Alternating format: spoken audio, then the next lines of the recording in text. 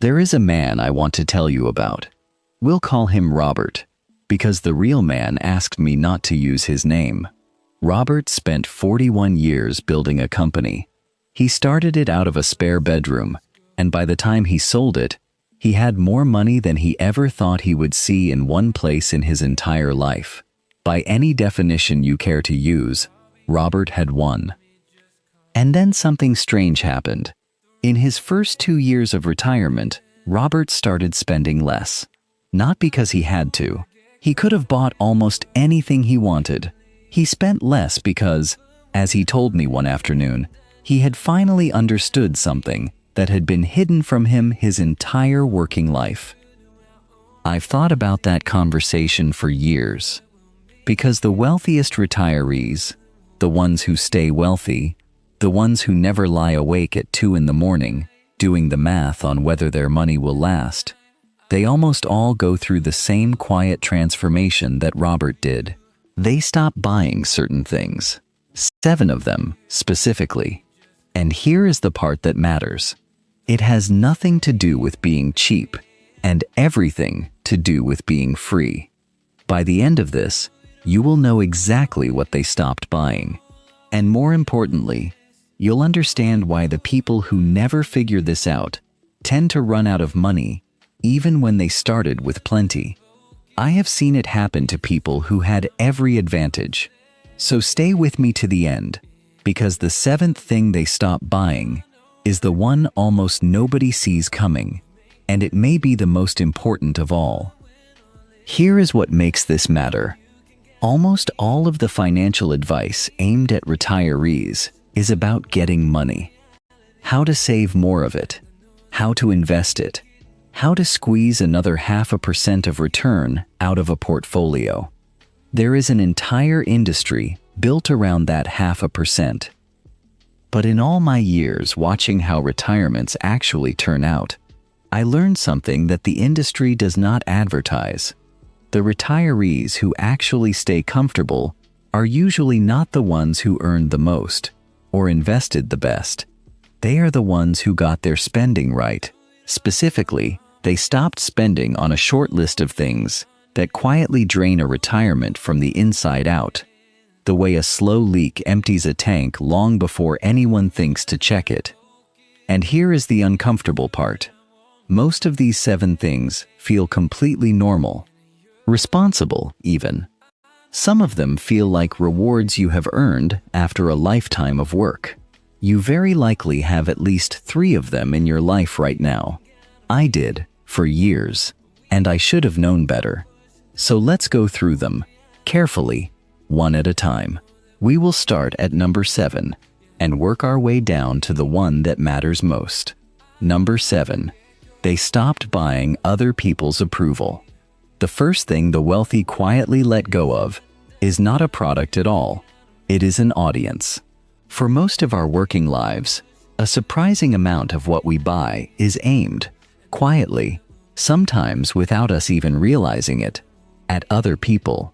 The car sitting in the driveway, the square footage of the house, the watch on the wrist, the label on the bag.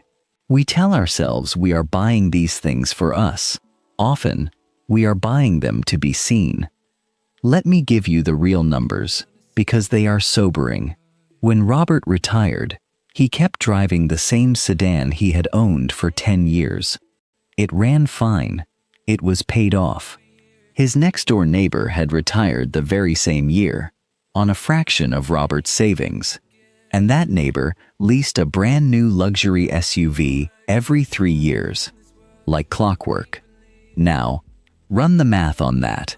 The lease payments, the steep depreciation the moment it leaves the lot, the higher insurance, the registration. Over just 6 years, that single habit cost the neighbor more than $90,000. $90,000 gone to impress people who, frankly, were not paying attention anyway. Robert told me that the moment he stopped buying approval was the moment his retirement actually began. He stopped asking what the neighbors would think, and he started asking a far better question. What do I actually want my days to look like? It is a simple shift, It is also one of the hardest things a person can do, because most of us have spent 50 years training ourselves to do the exact opposite. The wealthy retirees I knew had simply stopped keeping score against other people, and the relief on their faces when they did was something to see. And I want to be clear about something, because this is not about denying yourself. Robert was not a miser. He traveled, he helped his grandchildren, he gave generously to a cause he believed in. The difference was that every dollar he spent after that point went toward something he genuinely valued, rather than toward a performance for an audience that did not exist. That is the real lesson hiding inside number 7. It was never about spending less. It was about spending on purpose. Number 6. They stopped buying convenience they did not actually need. The second thing is what I have come to call subscription creep. The streaming services, the delivery apps, the premium tier of this, the gold membership of that, the automatic renewal you forgot you ever signed up for. Individually, each one of these feels like nothing at all. $9 here, $14 there, $6.99 a month, billed so quietly you never see it leave. But here is what happens. The average household today carries a whole stack of these recurring charges, and when you add them all up, they can quietly cross several $1,000s in a single year. Now, when you are still working and a paycheck lands every 2 weeks, that is just background noise. You never feel it. But when you are living on a fixed income, and that same income has to stretch across the next 25 or 30 years, those small leaks become something else entirely. It is a slow leak below the waterline of a boat. You do not notice you are taking on water. You simply notice, years later, that you are sitting lower than you used to. So the wealthy retirees did something almost embarrassingly simple. Once a year, usually at the same time each year, they sat down with a statement, and they looked at every single recurring charge on it. Every one. And the rule most of them arrived at was this: if you had forgotten you were even paying for it, you cancel it today.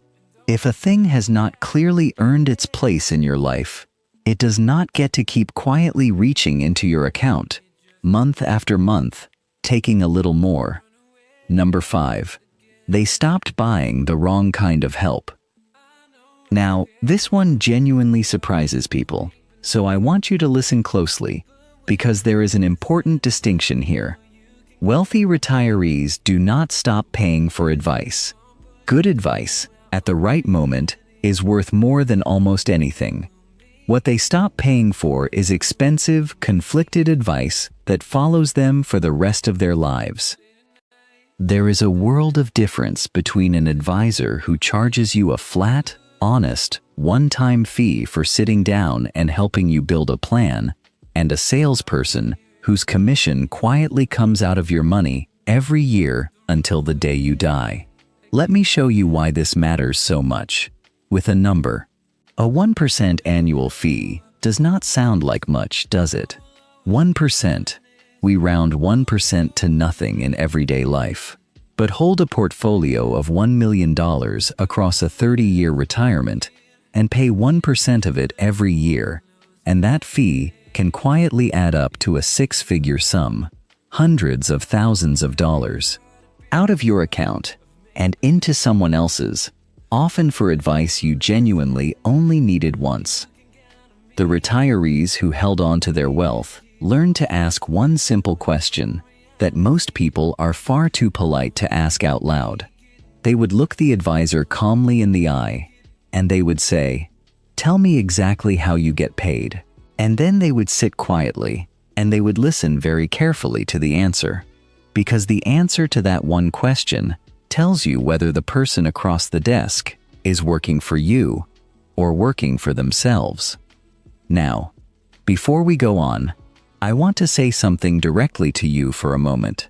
If you are sitting there right now, quietly doing the math on your own retirement, wondering whether you have already made one or two of these moves yourself, then I want you to know that you are exactly who this channel is for. I am not here to make you feel foolish. I spent decades watching good, intelligent, hardworking people make these very decisions without ever being shown the full picture, and it cost them.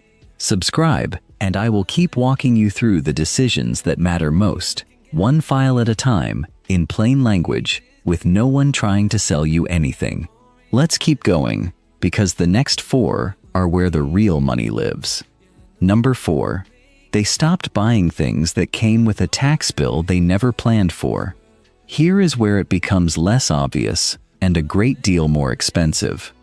The wealthiest retirees became almost obsessive about one quiet question: which account does this money come out of, and in what order?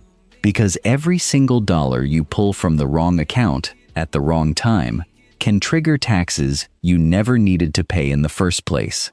Let me make this concrete, because it is the kind of mistake that hides in plain sight. Pull too much from a traditional retirement account in a single year, and you can push yourself up into a higher tax bracket. That, by itself, is bad enough. But it does not stop there. That same withdrawal can increase the tax you owe on your Social Security benefits, which catches people completely off guard. And then, 2 years later, a letter arrives in the mail telling you that your Medicare premiums have gone up because of a surcharge most people have never even heard of until the day it lands on them. 1 withdrawal, 3 separate, stacking costs, and nearly all of it avoidable, with a little planning done in advance. The wealthy simply stopped making that mistake.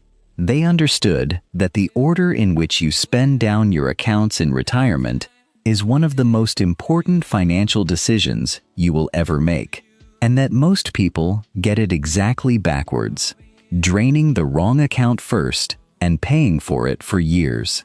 It is a decision so important that it deserves its own conversation, and I promise you, we are going to have that one very soon. Number 3. They stopped buying too much house. A paid-off house feels like the ultimate symbol of retirement security, and sometimes it truly is. But the wealthy retirees I knew understood the difference between a home and a trap, and it is a difference worth thinking hard about. A large house that you have completely paid off still costs you real money every single year. The property taxes, which only ever seem to go up, the insurance, the endless maintenance, the roof, the furnace, the things that break the moment you stop thinking about them, and the heating and the cooling of rooms that, if you are honest, nobody actually walks into anymore. But there is something deeper here too. All of that money you have locked inside those walls. The people in my old line of work call it dead equity. It is wealth that you technically own, but cannot easily reach or use. And all the while you keep paying, year after year, simply for the privilege of holding on to it. So many of the smartest retirees I ever knew made the same choice.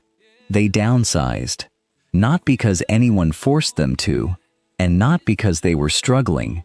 They downsized because they flatly refused to let a house quietly send them a bill every month for space they no longer lived in. They took the money that had been sleeping uselessly in those empty bedrooms, and they put it back to work, funding the actual life they wanted to live.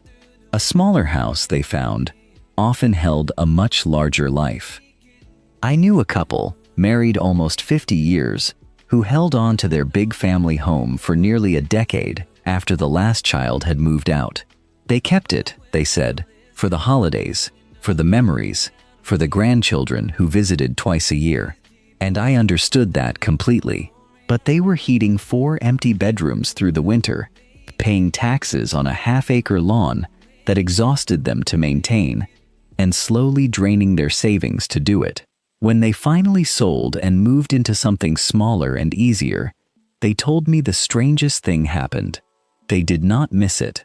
Not the rooms, not the lawn, not the upkeep. They missed none of it. What they gained was money, and time, and the quiet, they had not realized they were starving for. Number 2, they stopped buying into urgency. This one is the most emotional of all, and it is the most expensive when it goes wrong. The wealthiest retirees, almost to a person, stopped buying into financial urgency. The headline that screams, "Act now," before it is too late. The hot investment that a friend swears by over dinner. The one that cannot lose. The wave of market panic that says, "Sell everything. Today, this minute, before you lose it all." The retirees who held on to their wealth had trained themselves to treat almost every financial decision as something that could safely wait at least a week. And here is the hard truth that I watched play out over and over again across decades. The single most dangerous moment for a retirement account is not a market crash. A crash you can ride out. The most dangerous moment is the panicked decision a frightened person makes in the very middle of that crash, selling at the bottom, locking in a loss that they never had to take. Robert had a rule for this, and I have since borrowed it for myself. Any financial decision over a certain amount had to survive 7 full days of him doing absolutely nothing. He would write the idea down on a piece of paper, and then he would simply wait. And most of those urgent, can't miss, act now decisions, he told me, did not survive the week. The urgency would quietly fade, and the temptation would leave with it. For Robert, the waiting was not the hard part. The waiting was the entire strategy. And number 1, this is the one that has nothing to do with money, and yet everything to do with it. The wealthiest, and far more importantly, the most genuinely content retirees I have ever known, stopped buying one thing above all else. They stopped buying the assumption that they would have more time later. They stopped delaying. They stopped postponing the trip, the visit, the long-promised thing they always said they would finally do, once everything was perfect, once the market settled, once the time was exactly right. Because the most common regret, the one quietly recorded by the people whose job it is to sit with us at the very end of our lives, is almost never about money that was lost. It is about life that was postponed, the trip that was never taken, the years spent working that did not truly need to be worked, the perfect moment that was always, always coming next year, right up until the calendar quietly took it off the table for good, without asking anyone's permission. The retirees who got this one right understood a single thing that the rest of us tend to learn far too late. Money is only ever a tool for buying time and freedom and the company of the people you love while they are still here to love. And time is the one account that you can never, under any circumstances, make a deposit back into. Once it is spent, it is gone. That, right there, is the decision that sits underneath all of the others. And it is the only one on this entire list that you truly, completely cannot undo. So let's bring it all back together. 7 things the wealthiest retirees quietly stopped buying. Other people's approval. Convenience they did not need. The wrong kind of help. Purchases that triggered taxes they never planned for. Too much house, financial urgency, and, above all else, the quiet assumption of time they only thought they would have. I want you to notice what sits underneath every single one of these 7. Every one of them is a decision, not a number on a statement, not a lucky stock pick. A decision, and a few of them, the tax mistakes, the oversized house, the question of timing, are decisions that you genuinely cannot take back once they have been made. That is what this channel is about, the decisions that quietly define your retirement and the rare few that you can never undo. So before you go, do one small thing for me. Tell me down in the comments which one of these 7 hit closest to home for you. Be honest, now. In all my years doing this work, I watched the smartest people I knew miss number 2, the urgency one, more often than any other on this list. So if that one stung a little, you are in very good company. And if you want the rest of these, the decisions that define your retirement, and the ones you can't undo, then subscribe and stay with me here. There is a new file every single week. The next one is about one of the most expensive decisions of them all, the exact order in which you spend down your accounts in retirement, and why getting that order backwards quietly costs ordinary people tens of thousands of dollars that they never, ever had to lose. Take your time with these. They are the decisions of a lifetime, and a lifetime of work has earned them your patience.